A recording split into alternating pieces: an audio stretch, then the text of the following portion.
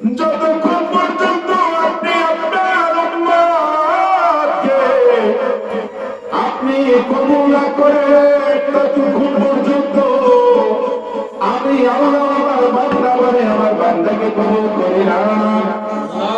তাহলে বোঝা যায় ততক্ষণ পর্যন্ত আমি উম্মত বলে থাকবো, উম্মত বলে কবুল করে তখনই আমার আল্লাহ তাকে বান্দা বলে স্বীকার করে।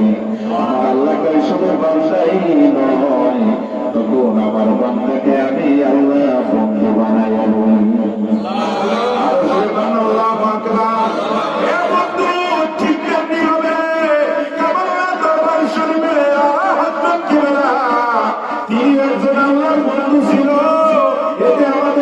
সন্দেহ আসেনি, আরো জোরে বলেন সন্দেহ আসেনি? সন্দেহ নাই।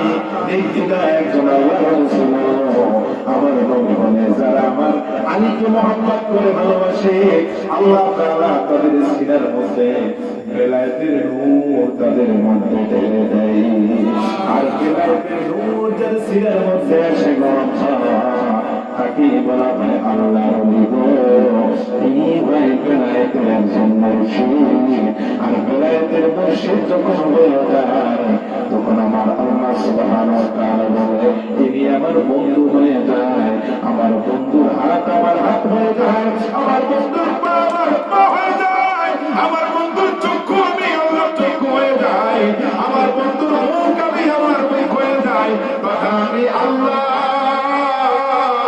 তখন আমার বন্ধুর সাথে সাজাই, আমার বন্ধু যা কয় আমি আল্লাহর জবান থেকে সেটাই বের হয়।